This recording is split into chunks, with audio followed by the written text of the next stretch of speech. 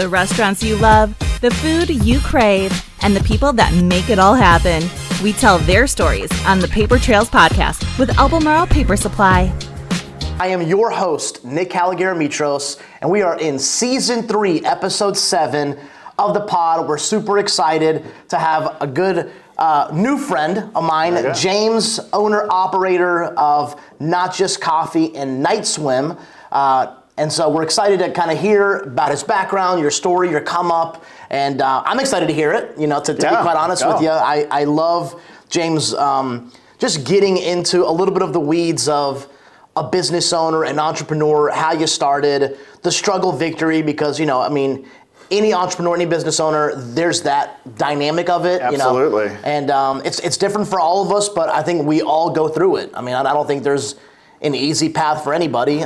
If there is, shout out to you. Sure. Yeah. No, I haven't met him. Yeah, I haven't met him either, and so I love the story part. I love finding out more about your background, the business, how it started, the coffee industry. To be honest with you, I'd love to find out more about that, and we'll go from there. So yeah. I appreciate you being on the podcast. Thanks for having me. And so let's start in the beginning. And so let's go where you're from, how you grew up. Yeah. Were your parents business owners? How let's get a little context. For the audience. Sure. I was born in Salzburg, Austria, 1981.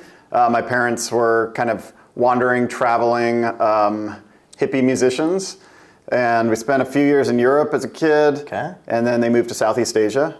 So I grew up in Asia, predominantly Japan. I lived there for 11 years.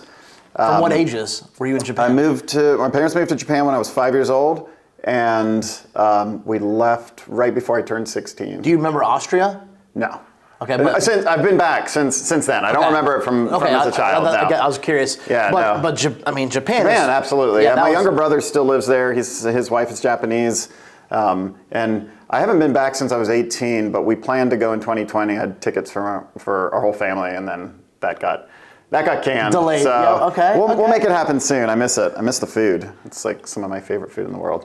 Let's talk about that. What's Japan like? Did you like it? Was it a little interesting getting used to? It was home, so I didn't really. It's from 5 years old till 16, we didn't leave. We were there the entire time. Because I had a brother that was born with a disability, so he couldn't travel. Okay. So that's kind of what kept my parents there for that long. Okay. But yeah, no, it was awesome. Moving back to the States was really strange because as like a 15, 16-year-old gangly white kid moving to Union County, it was like everyone expected, like, all right, this guy is just, and I was like, culturally, I couldn't understand a lot of stuff, and I couldn't get the Southern accent for the life of me. It took time. It's so funny you say. It's so funny this is happening right now. I was telling you this past weekend I was at a wedding. Yeah. And I was talking with a couple of friends of mine there, and we had talked about traveling in Europe, and they've been to Italy and they've been to Barcelona, and and obviously this past summer I went to Germany to visit an uncle of mine, and obviously my family in Greece. And we talked about Japan. We talked about I have a client of mine who his wife is Japanese and he's Hispanic, and just his son is teaching English there in Japan now, right. And just the culture, the respect, the rules, just everything is it's very different. It's polar opposite than the U.S. It's a very it would be categorized more of as like a conformist society, I guess. People are very much about the group and what's better for the group society. Here, we're all just about what's the Wild West, right? It's like... so anyway, I just find that fascinating. We're much more individualistic here. Yeah, even and there's a pro and con to both those. Sure. I agree. And I'm a soccer guy, and even the Japanese fans during the World Cup where they would clean up the stadiums, and I'm just like, what a respectful people, man. It's just an interesting. I love observing people, groups, cultures. Yeah, It just so interesting. When my brother comes back to visit, he's like, I forget how he's used to a very polite, structured, kind of a society that's just totally different. So he's always shocked when he comes back. That's so interesting. Okay, so 11 years in Japan.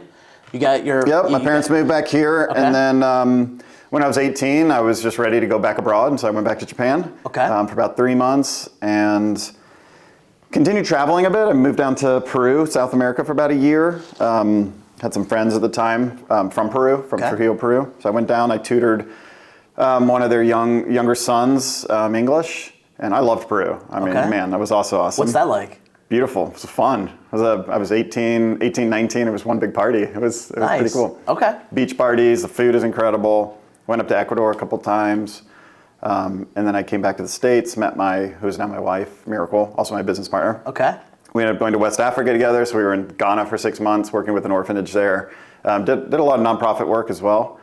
Moved to Europe, lived in Romania for about a year, Italy for about 3 years. Our youngest son was born in Italy. Okay. And we try to travel as much as we can. I mean, it sounds like it. It sounds like it. I love it. It's our passion, and we both grew up. My wife was born and raised in Mexico. Okay. First 15 years of her life. So we're just, we like to travel. We like other cultures. I think it's so important. Try to get our kids, traveling as much as possible. Yeah. I mean, there's a cost to it, but I think having a worldview outside of your sort of myopic lens here in the States is so important. I agree. Because it's like you can understand how other cultures work better. It just gives you a different perspective on people in general. I think it's much harder to other someone when you've traveled and seen things that are just like so different than how we have it here. So I love that. I'm a big fan of it. I think it would solve a lot of our problems. I mean, it's a privilege to be able to travel. I get that too, Sure. but don't have to go too far.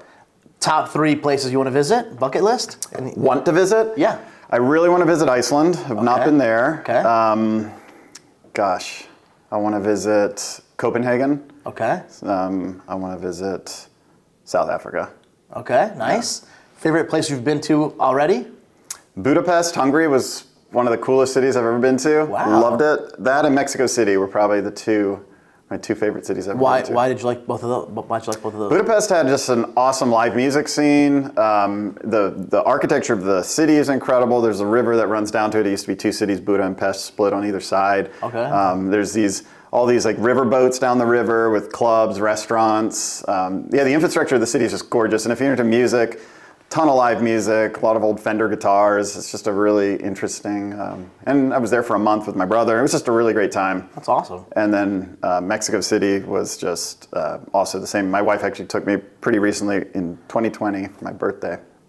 And same, architecture, food, culture, it blew me away. I could not believe how much I love Mexico City. It was phenomenal.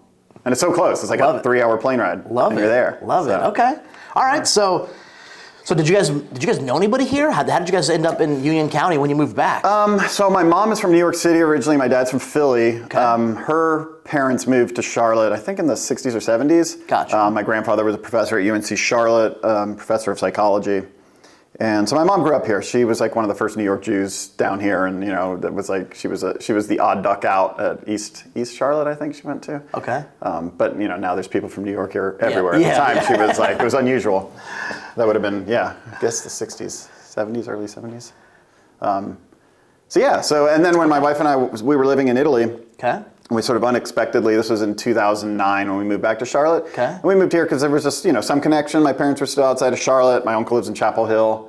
And we'd been to Charlotte before. Okay. We liked it. What did you guys do for work the whole, while you were traveling, Italy? Teaching English. Okay. When we were working for nonprofits, we also, just a lot of random stuff. Okay, so it wasn't coffee that you did. Okay. No, but we definitely discovered sort of our love for coffee. I mean, I've always been, ever since I was a teenager, loved going to coffee shops. It was just, it was like the Friends era 90s coffee shop vibe. And I loved it, going to open mic night, stuff like that. And living in Italy, though, kind of gave me a whole new appreciation for how it integrates into their daily routine everywhere. You can't throw a rock without hitting a I was going to say, right? Greece, Italy, it's a pastime. Yep. It's a thing. I mean, all my cousins, my family, everyone's going to a coffee shop. They're there for a couple hours. They're talking. It's just until late at night. Well, specifically in Greece, I couldn't believe one of the towns we were in. I don't remember where it was, but we went to a coffee shop at 11 o'clock at night, and the place was packed. Yeah. Everyone's just drinking their coffees and smoking cigarettes. Yeah. You are right. It was great, though. Great energy. Everyone was so, social. Yes.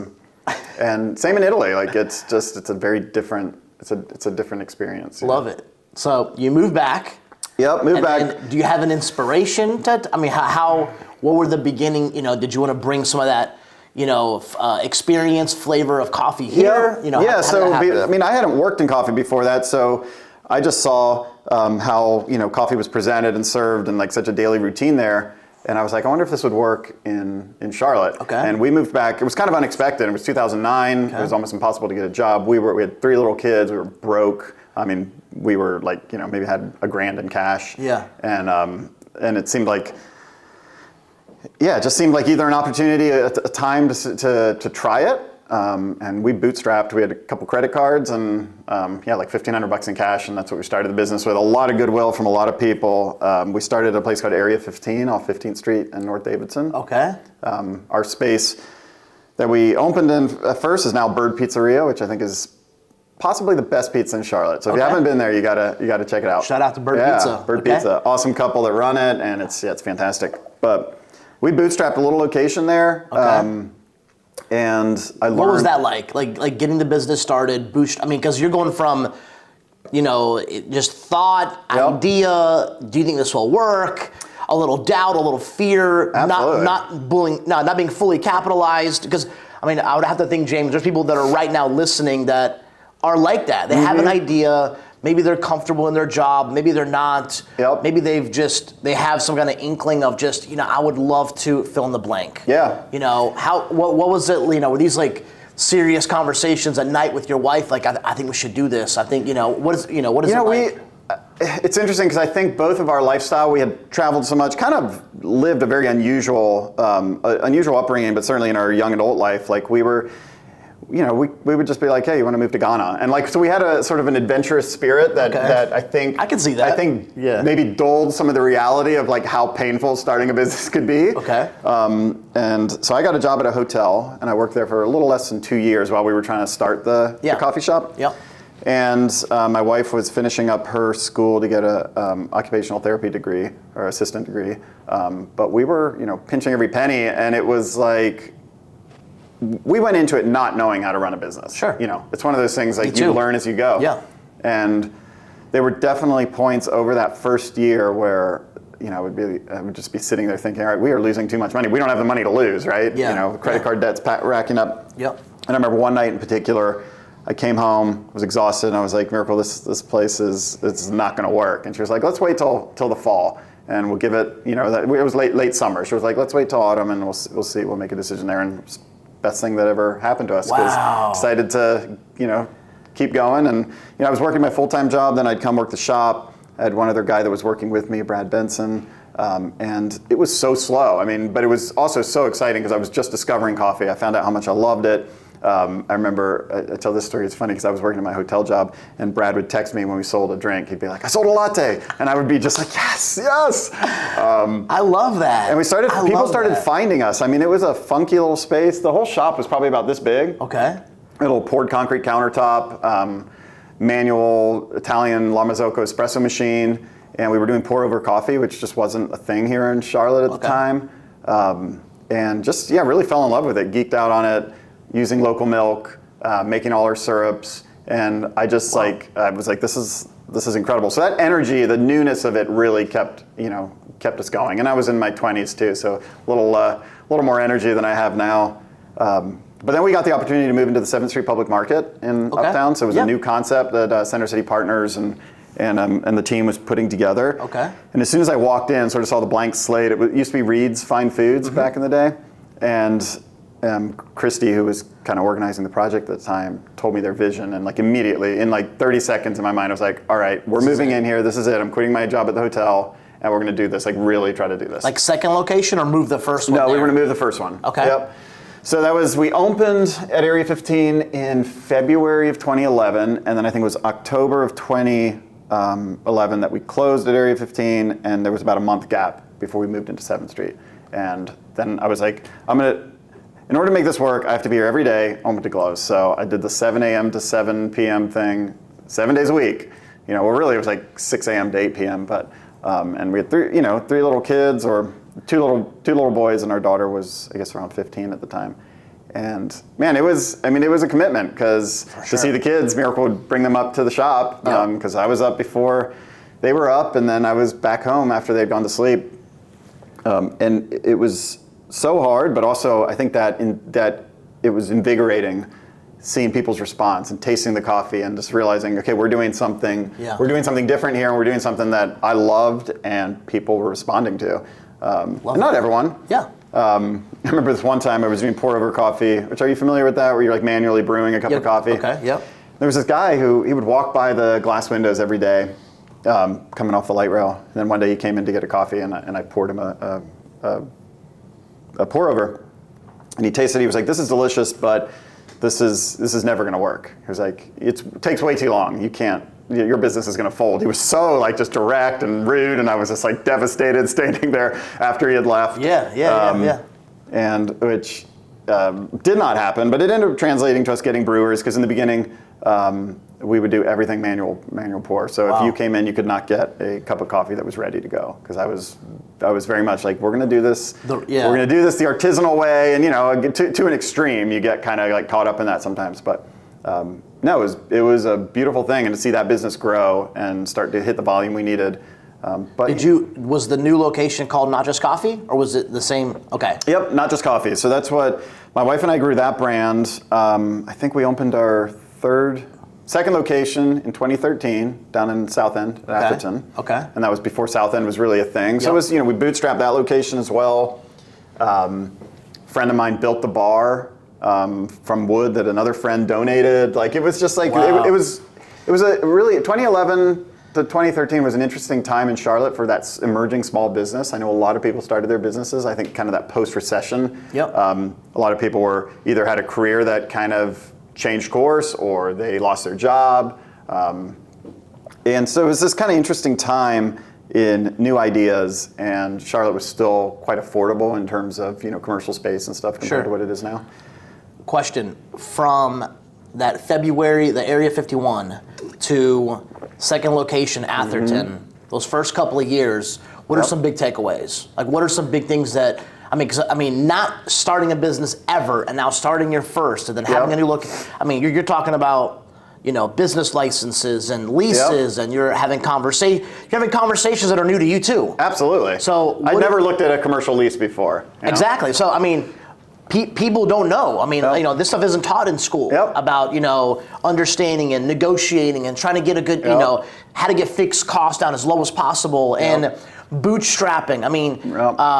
My cousin and I, even to this day, we have, I think 6 people in our office, and all the desks are desks from my dad's old restaurants. Wow.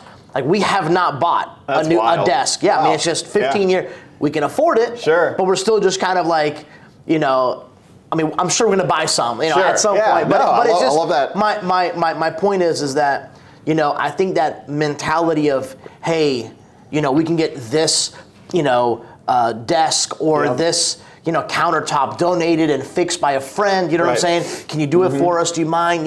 Right. Like, I traded a lot of coffee over those. There you go. First couple of years. So what are some big takeaways those first couple of years? Like, looking back now, that you learned that maybe people just don't know? Yeah, I think you hit it on the head when you said that there aren't a lot of resources. Today there are a lot more. There is, true. But everything from you don't have to have a business license in Charlotte anymore, or one of those things that go up on the wall. But at the time, even that, how to pay your sales taxes, with those little slips. And I would say the biggest takeaway for me was get an accountant early, because my wife is much more the numbers person, but she was busy with the kids and working on her own thing with getting her degree and stuff. Yep. And by the time I did hire an accountant, it was such a mess. I was just because I'm operating the business, I'm there every day, serving the customers, and that's what I'm good at. I think recognizing what you're good at, getting better at the other things, but then pulling in people to help you where your weaknesses are makes all the difference in the world. And I remember when I finally hired some people, because for so long you're pushing it off. You're like, I can't afford to hire anyone. I can't afford to hire anyone. I can do it all myself. And then you just beat yourself up, right? You're exhausted. And I remember when this one woman that I hired, she started making the schedule. She took the schedule for me, and I remember she asked me one day, she was like, do you want the weekend off? And it had never clicked that I could have the weekend off. Yeah. And I was like, well, but I don't think I can. She's like, no, you can't, just take the weekend off. So I remember I walked up to, what's the restaurant at the Dunhill Hotel? I forgot what it was called at the time. Hold on. It was that the original Farm to Fork. Yes, I know what you're talking about. Yeah, so Cassie maybe was the chef owner, I can't remember, but and I had a Bellini out on the sidewalk, and I was like, oh my God, I'm here. The business is running. I got good people there. Yes. And it felt so incredible. And I was with the family, and I think some of my siblings were in town. But I think don't underestimate how hard you're gonna have to work for it. I agree. I mean, you have to bust ass, right? But like any business success story is a combination of, a good idea, working really hard, but then there's so much out of your control. There's so much luck that comes into play. There's so many, just the right conversation, meeting the right person. And anyone who says they're completely self-made is just not true. I mean, there's so many people I think that go into any success story. Yeah. And so getting the right people on your team, getting the support of the community really rallied around what we were doing. It gave us a sense of purpose, what we were contributing. And it was a neat thing to see, this kind of excitement that built around what we started. I love that. And it was a lot of fun. It was really, really hard. But it was a lot of fun. I want to double down on what you said. Just stay in your strengths. Mm-hmm. I mean, I'm the same way. I'm not a numbers guy. Yeah. I'm not a detail guy. And so I remember, luckily, we had my dad's CPA do all of our bookkeeping and our financials, right. everything. They would tell me what was owed. I would go write shit, because so then I could focus on the sales. Yep. Because that's what we needed. Mm-hmm. We needed revenue to buy more volume, right. to get costs down. I mean, everything, to hire somebody, to buy a new van, or whatever it was. And so that's what you were good at. Exactly. Like that was my strength. Right. And so it's just interesting how, what can you kind of have other people do so you can focus on what you're good at. So I think building the right team is it's essential. And over time, I mean, we've been in business now for 13 years. Over time, you see those people come and go. Yep. But each person has kind of been with us over the time, has played such a pivotal role in kind of taking us to the next level or helping us learn something new. And I love absorbing. I have a lot of opinions in the way that I think things should go in the business, but I really think listening to others, getting their thoughts on it, and it helps build, the collaboration is essential, right, to kind of moving the business forward. Love it. Because it's easy to get in your own way as a business owner, to where you think okay, I get the final say, yes, but is my opinion the best one? And having the humility and the loss, sometimes you got to let the ego go and just be like, this person's got a better idea than I do. So. Yeah, no, you're right. I think it's a good word that you said, having the humility, and just, get perspective, and you won't know everything. Mm-hmm. And other people do have, good ideas, and, so I love that. Now, question, anything that you learned going from one location to two? Anything, when people have a business and they want to start scaling, whether it's a detail shop or a roofing company hiring a second or third crew, is there anything that you learned in that transition? I definitely like where we are now compared to then, in terms of like the proper structures, the proper protocols, writing stuff down, documenting it. I mean, for me, having two locations, I felt like I was working twice as hard because I was, kind of running back and forth, trying to manage both. Yeah. And then, putting people in the positions to manage made all the difference in the world. Because, I mean, I remember, we weren't a big team. We were only like maybe 8 or 10 of us between the two locations. But it definitely is challenging because you're suddenly, my focus is split in two different directions. Exactly. If I'm trying to cover both, myself.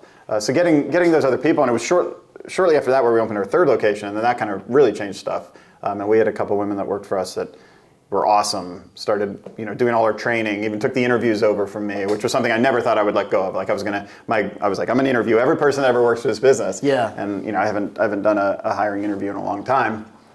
But it was one of those things, kind of getting out of my own way in a sense. Well, the reason I ask is, most of the time, not all the time, most of the time, traditional business owners like control. Yep. We can do it better than anybody, right? Mm-hmm. And so scaling a business and now not being able to be in two locations is such a difficult thing. And so I guess that's why I ask, just, how can people unlock that and just understand that, okay, you can't be there. Right. You have to have standard operating procedures. You do have to have, getting those processes. And so I guess that's why I was asking, Getting those processes, and then also being willing to trust, your team. Yeah. You have to trust your team. If you don't, you're going to be going crazy trying to micromanage. You're going to be, and then now we're at 6 Not Just Coffee locations, and then we have the new partnership with Undercurrent and the Hubers, and that's a lot of cafes. And having a team that can manage it for us, and us trusting that team that they're going to do the job is essential. Love it. Because otherwise you'll be just going going Exactly. And then you start to resent things, and you start to resent the business, and you start to resent your your job, and it's just not a healthy, good place to be. No, it's not, and I agree, and I think the moment you can get to that spot, the sooner you can get to that spot, the more, and you know what, no one's gonna do it exactly like you are, and that's okay. Yep, exactly. That's fine. Yep. And that's been a big lesson, is learning, because I have such a specific vision of how I want things to be, but then realizing that I can't, implementing every one of those details, this is not feasible. Yeah. So it's like, trust the team, and they can make decisions maybe a little different than I would make them, but they're making the decisions and they're running it. Yep. So let them go. Love it. Okay. Let them do it. Store 3 open when? How? It was 2016, and that was our first real full from scratch build out, because it was a blank slate. We gutted. That was at Packard Place on Church Street. Okay. Downtown. What was that like? Building that whole thing? It was a whole new process. Working through all the architectural plans, working with a contractor, went way over budget. My brother, Matt, actually helped invest in that location, and that's kind of what enabled us to do it. But it was awesome to see a standalone brick and mortar location, and it was so exciting. And then getting to 3 locations, it really felt like a big shift from 2 to 3. Okay. And I feel like that was sort of an inflection point. 4, then we opened our 4th location, was Dilworth, and then then Tabor was 5, and J Street was 6. And I think once at 4 and 5, it was there's these interesting inflection points of sort of scale where you lose a little control in a way, but that's where I think even more so goes into where you have to trust your team, your management, and that they'll handle it. But it's still tough, it's. Especially when you're still operating in a very hands-on way, and you're trying to, you get a call about a leaky ice maker, or the point of sale went down, or someone didn't order. Yeah. And if you're in those weeds, it's so hard to get out of it and see the big picture. And I was kind of stuck there for a little bit. And you start to lose the vision of where you're taking the business, because you're so caught in the minutia of the day-to-day. Yeah. That you can't see how the did big you picture. get unstuck from that? How do you get out of, because that happens a lot. Small business owners, 2, 3, 4. I see it. 4 or 5 restaurants. Yep. You've got buying power now. You've got leverage, things, but you're still scrambling. You feel like, and you're never catching. Yep. How do you get unstuck from that? So to kind of take the story full circle, in 2019, we started pretty official conversations with my good friend Todd Huber, who owns Undercurrent Coffee. They have 2 locations, one in Plaza Midwood and one in Optimus Hall. Okay. And so my wife and I started the conversation about merging our businesses. We saw that we had I was telling you this earlier, we had a similar growth plan. We had a similar, if not identical, product. We were using different roasters at the time, and we were getting all the same calls from the same realtors that wanted coffee shops. And as we got to be good friends, we realized all right, well, we could do this separately as competition, or we could collaborate and start something new. And my wife had been talking about roasting for a long time. She was very passionate about the idea of starting a roasting business. And Todd comes from a finance background, so very organized, very numbers driven. Yeah. And had a beautiful business himself. And so when we sat down originally, we were like, all right, well, if we're going to do this, do all the locations become Not Just Coffee, or do all become Undercurrent Coffee? What are we doing here? Yeah. And it kind of hit me that there was only going to be room for resentment down the road if that was the case. I was like, I never want to get to a position where I'm like, damn, I wish I had not given up my brand, and I didn't want Todd and Aaron to have to experience that. So I said, it's a good point, actually. My suggestion was, let's start something new, because that way we're starting together, we have the excitement of building something new, and I love the startup phase. So that's my favorite part. I like the startup phase. I like getting a new location open, and that was an incredible process. And we started in 2020, end of 2019, and then into 2020 is when we really kind of took off with the branding. We opened the first cafe in Oakhurst, the Night Swim Coffee. Might have been end of 2020, but end of 21. and then we've opened 5 locations in a very short amount of time. So that was a whole other lesson of like biting off more. No, it wasn't more than we could chew, but it was the most I could chew. Okay. And we opened, in the span of about a year and a half, we opened 5 cafes as well as the roasting business. What's that like? And like it was manic. Expanding that quick. I mean, is that, you glad you did it? What did you learn like from that experience? What are some takeaways from that? I would say we kind of needed to hit that critical mass. We were bringing a new brand. We had a roastery that needed to supply, our footprint of coffee shops, and we were also going for like wholesale and stuff like that. Okay. Let's see. Well, I mean, I wouldn't want to do that again. Like since then, we've talked about like we either to grow that amount of business in such a short period of time, we would either need to restructure kind of how we're doing it. Okay. But it's one thing if that's all you're focusing on versus we were still pretty in the weeds of operating, and so it was a lot. We've got 3 more locations we're currently working on now, but it feels a lot more measured. The pace is a lot better. Nice. And we were able to bring on some really great senior people now that handle all the operations. So all the shop managers report directly to the management team. We have a coffee director, a director of coffee at Night Some Coffee that he sources all the green, roasts, he leads the roasting team. So we've really got great people in place to run the business. That's awesome. And that helps us as owners to be able to look for where are growth opportunities, what are new locations, what's our strategy. Because I firmly believe if you're caught in the weeds of operating, you can't, it's so hard to get out and see the big picture strategy. Right? I agree. So I agree.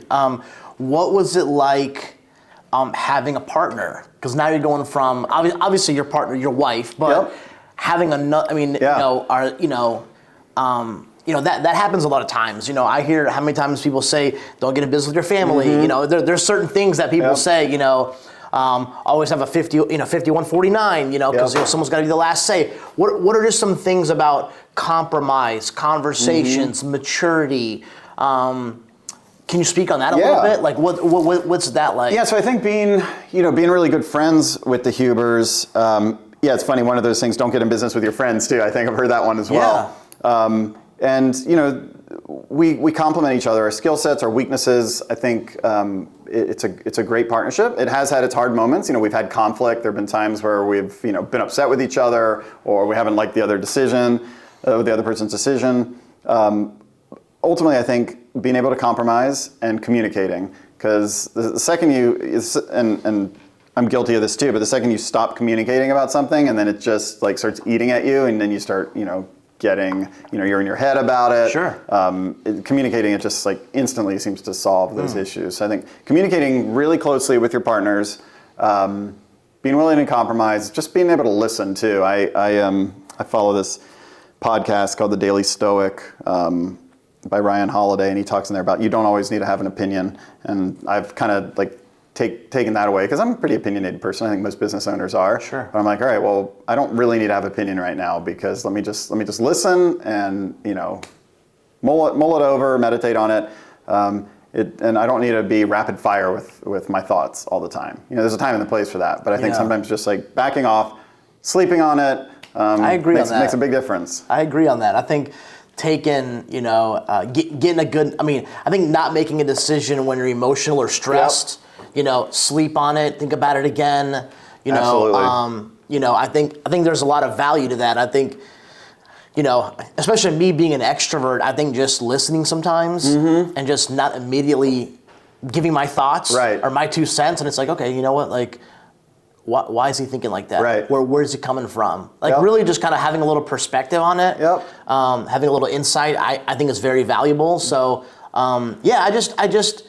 My dad, they've had 7 restaurants. They've had partnerships that have gone great. They've had partners that haven't gone, and so I try to learn, from, so then, we don't make the mistake. And so I guess that's why I ask, because they're just, whether it's a relationship, personal relationship, whether it's a business relationship, I think it's a really good point to just over communicate. Yeah. You can't go wrong if you're. If it's really a two-way street of communication, and you're listening to the other person, and you're expressing your thoughts honestly. We've been working on this for a little over 3 years together, and we've had issues with team members. We've had team members having issues with ownership, and it's there's always that kind of push and pull of managing a team and running a business.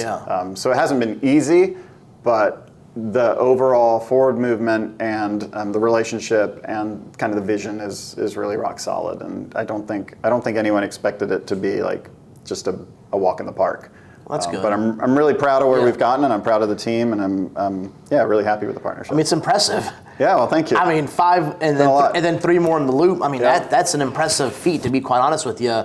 Because there's a lot of moving parts. Yep. You know, I think the other thing that you know, you said kind of, you know, briefly, but I think having somebody that complements your skill set. Mm-hmm. I think, you know, don't look for somebody that always agrees with you. Don't look for somebody, you know, when getting in partnership, you know, find somebody that's not good at what you're doing. You know what I mean? I mean, there's no, you know, if you agree on every single thing, one of you is not needed. Yep. Yeah, you're redundant. Yeah, so, you know, I think having that kind of dichotomy, I think is a great thing. Right. And so I think, obviously it just kind of happened. You guys were friends, and he had a different skill set than you, and so I think it's fantastic. So what's the vision for Night Swim? I mean, obviously you have more locations. Yep. Obviously you have a roastery now, right? Mm-hmm. You know, talk a little bit about the future, the roastery, you know, the coffee. I don't know, you know, give us some context as far as that. So, I mean, our vision is to keep growing the cafes, right? Okay. But we also kind of gave ourselves the flexibility to say, okay, if we you know get to 15, 20 cafes and we say, okay, that's enough, that's all we want to manage right now. Yep. Well, we can stop. We're not obligated to keep growing the cafe footprint. Sure. Our primary goal is growing the roastery. Okay. We want to get more direct to consumer, get in grocery, get on get in wholesale accounts at other coffee shops, restaurants, stuff like that. So our goal is to be a national brand. Nice. We designed our branding and the name to really be sort of a scalable. Our bags look great on the shelf. We worked with Matt Stevens, who is one of the best designers. He's here in town. Okay. One of the best designers I've ever worked with, and fantastic guy. And really scaling nationally is our goal. That's awesome. It's been cool to see. We've got shops as far away as like Vancouver and wow. And out in California that have carried our coffee, and that's a pretty awesome feeling. To see a photo of our bags on the shelf up in Vancouver is really cool. How did the name Night Swim come about? I'm just curious now. Yeah, so actually my business partner was in Durham, him and his wife, and Miracle and I and Todd and Aaron, we had sat around, we just had lists of names. You just vomiting everything you can think of onto a paper, right? And then if you find one you like, you're like, oh, this is awesome, and you Google it and it's already taken, right? Yes. So we wanted one that was completely clean, there was no shop, no roastery, nothing coffee related associated with it. Okay. So we could have, the trademarks and the rights to it. Yeah. And Todd and Aaron were out in Durham, and he texted me. He was like, "What about Night Swim Coffee?" And he had seen like a band poster with several bands. It was like a small music festival, and there was something that said Night Swim on it. And like those words just kind of hit him right away. And I didn't see his text when he came in, so he never followed up until like 2 or 3 weeks later. He was like, "Did you ever get that text I got?" And then he told me the name Night Swim Coffee, and immediately I liked it like instantly. Really? Yeah, really, it really was awesome. Miracle and I both loved it. And it was unusual. It felt like it was a little unexpected for a coffee brand. It wasn't related to coffee, and I liked that. We didn't want to be like on the nose, like, all right, we're coffee, like, Sure. That's kind of the given. But it invokes feelings of like nostalgia and fun and excitement, and everyone. I think most people like Night Swim. Yeah, I like it. I was just curious, like how did that even, how does Night, So I guess I don't know if that was something that. No, it's funny. Some people were like, "Oh, that doesn't make sense for a coffee shop because you don't drink coffee at night." And I'm like, we don't need to be that like on the nose. It's like, it's invoking a feeling. That's awesome. Yeah, okay, so I liked it. So let's talk a little about the roastery, the coffee. For people that don't know much about coffee, tell us a little bit about the coffee, the origins. Some of that stuff. Yeah. So our director of coffee, Evan Wood, he is responsible. He works directly with us. To source green, we use several different importers. Okay. People talk a lot about like direct relationships with farms and sourcing directly from farms. We have these importers that kind of do that for us, right? And sometimes sourcing directly from a farm is kind of a romantic notion, but if you can work with a really good importer that is already maintaining those relationships, that has a long-standing relationship with those farmers, we get to, they manage that partnership, and we get to benefit from the relationship with them. So we source the green coffee, And if you've never seen green coffee, it looks like almost like a lentil or something. It's like really hard. Okay. And then you throw them in the roaster. You basically are just toasting the coffee beans, and they come out delicious and smelling great. But sourcing good green is key, and then knowing what you're doing on the roastery side. And I am not a roaster, but fortunately I have a team that does an incredible job, and we use these Loring roasters out of California, and they're phenomenal. So yeah, if you ever want to come check out our roastery, it's at 4500 Old Pineville. But it's cool. We have a beautiful cafe there, and you can look through the glass and see the roasting process. Okay. So we have a 15 kilo Loring, and then we just purchased a 35 kilo as well. So we'll have the two side by side and running simultaneously. That's awesome. And then we also use an optical color sorter by this company Sovda, based out of Belgium.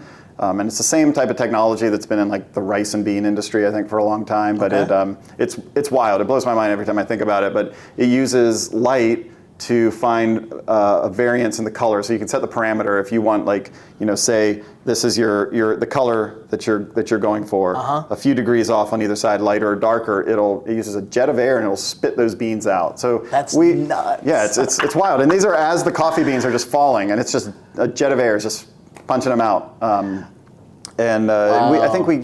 think we have about a 1 to 2% waste. Okay. But that helps get a much more consistent coffee, because sometimes you open a bag and you'll see most of the beans are a certain color, and then you'll see these Quakers that are like way lighter, or these like beans that got stuck and are almost burnt. Yeah. Okay. And so when you're making a cup of coffee, those single beans in there that are off can affect the taste pretty dramatically. Interesting. So we want to get rid of all that, make it a lot more consistent, a lot more delicious. But yeah, so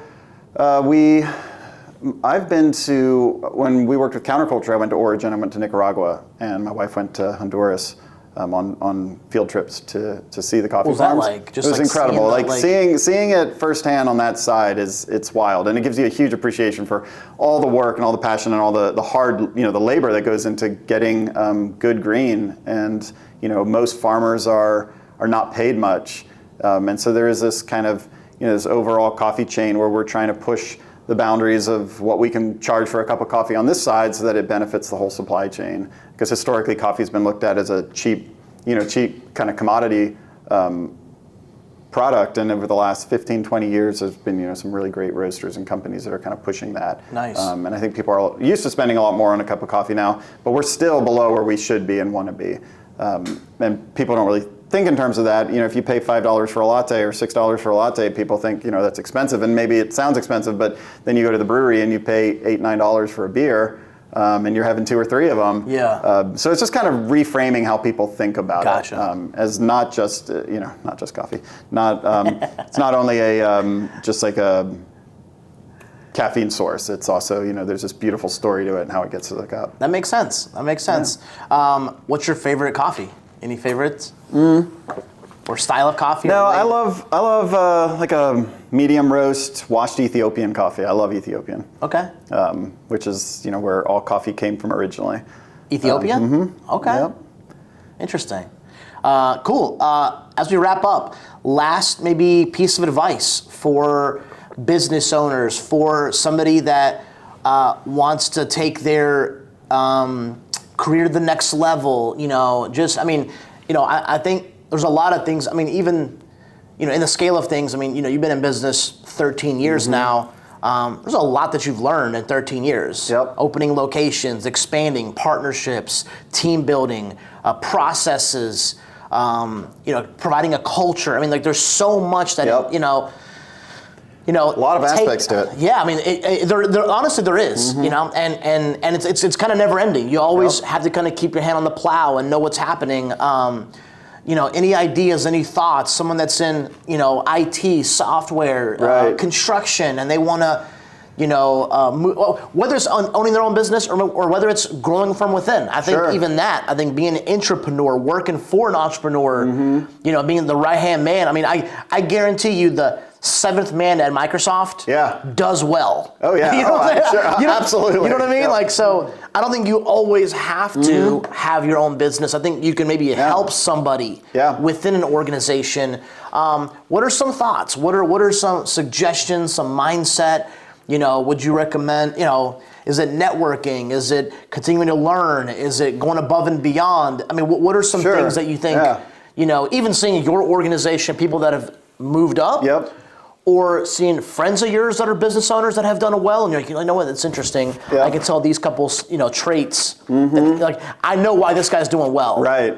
Anything that comes to mind? That's a great question, and just to piggyback off what you just said, being an entrepreneur and starting your business is not for everybody. It's hard, and it's very rewarding, but it's not for everyone, and I don't think there's anything wrong with it if it's not for you. You can have just as much satisfaction and joy working. 100%. Working in another field or doing something where you're supporting a business that's growing. But I think one thing I've learned or I've seen change in me over time is pulling back a little bit and making sure that I'm taking time to do things other than my business. Because I feel like there was this pretty big chunk of time where I didn't ever not think about the business. Like, first thing from when I woke up, last thing I thought of before going to bed, wake up at 2 a.m, thinking about it. Shit, I got to send an email. And that momentum and that energy, I think, is really important in that startup phase where you're all in. And as I've grown as a business owner and our team has grown, I think being able to shut it off every once in a while is really important, because it's not sustainable for the long term if you never have other things to think about. I mean, no, it's not healthy. Developing other interests outside of your business, it can help you be a much better operator and a business owner, because it activates like the creative part of your brain, or just the social part of that you miss out on. And then a network of people, like building relationships, getting people in your corner that you can bounce ideas off of, go have coffee with someone and, just hang out. Like, I really think those relationships help. If they're positive relationships, really help you as a business owner. I love that. I mean, I think probably the one thing, James, that I learned graduating college and getting into the business world that college did not teach me, that I learned from just successful people, is just the power of networking. Yep. Just the power. I think even huge. I mean, selfishly, I think even that's why I really enjoy this. Yeah. Like, just it's great. Meeting people, talking, your story, I think there's a lot of value to that. Yep. Having somebody in your corner from, a financial advisor, somebody in insurance, a couple of attorneys, doesn't matter. Just who do you, how many people know you, who do you know, and buy them a cup of coffee, talk to them, picking their brain. Surround yourself with good people, and then it's reciprocal. I've gotten so much help and advice from people that are friends, and I've given advice and given help, and I think you build that community and you build that network, and my wife and I talk about it, like, we're so fortunate to have the relationships, like really meaningful relationships in our life now that have come through the business. All my best friends, our community has really come from this, and it's an awesome thing. Yeah, and I also have to agree on the just mentally taking a break, going away for 2-3 days, going on vacation for a week, coming back. You're so much more energized, and your mind is so much more clear on, okay, cool. It's like hitting the reset on a game or something. Right. It's like you're just refreshed. Yeah.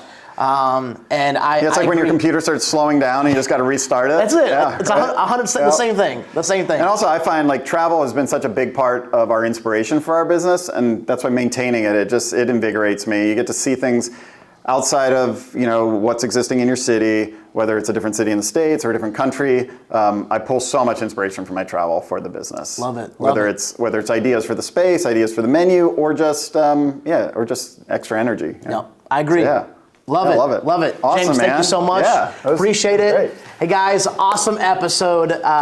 James with Not Just Coffee and Night Swim. What a brand. If you guys have not followed their social media, if you have not supported their business, how can you not turn a corner and not see one of his brands?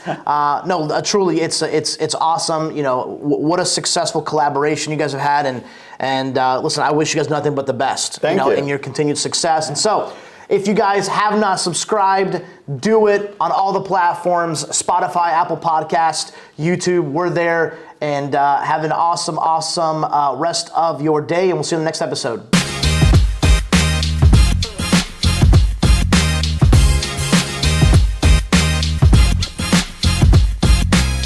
The restaurants you love, the food you crave, and the people that make it all happen. We tell their stories on the Paper Trails podcast with Albemarle Paper Supply.